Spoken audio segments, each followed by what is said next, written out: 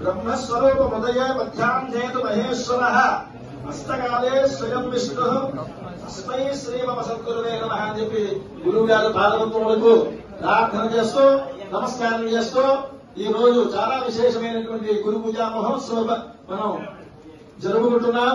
అందుచేత గురువు గారు ఆశీస్సులు ఉండాలని చెప్పి ప్రార్థన చేస్తూ మమ అనుకోండి ఉపక్షగత్రాణ శ్రీపరమేశ్వర ప్రీత్యర్థం శుభే శోభనే ముహూర్తే శ్రీ మహావిష్ణురాత్రిగా ప్రవర్తమానస్యాద్య బ్రహ్మణః ప్రాగ్నే శ్వేతవరాహ కల్పే వైవస్వతమన్వంతరే కలియుగే ప్రథమ పాదే కర్పూరదీపే భద్రంతే అశ్వత్వర్తమానం యావహార్యధాన్యమానేన శ్రీ క్రోధి నామ సంవత్సరే దక్షిణాయనే గ్రీష్మరతో ఆషాఢమాసే శుక్లపక్షే పౌర్ణమ గురు పౌర్ణమాస్యాయాం వాసరాః భానువాసరే शुभ नक्षत्रे शुभ योगे शुभ कर्मे विशेषण विशिष्टायां शुभदो श्रीमान श्री महाकाली महालक्ष्मी महासरस्वती स्वरूपभवानी श्री विजयानाथम श्री विजय दुर्गा आत्मा का निज नित्य पूजा नाम क्षेम स्थैर्य धैर्य विजय भयारोग्य ऐश्वर्याभिवृद्ध्यर्थम श्रीमान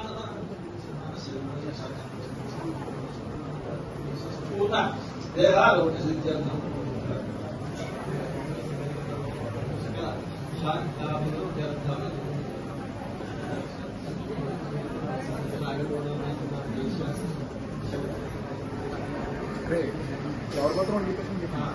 అమ్మా గురు పూజా మహోత్సవం ప్రారంభమైంది.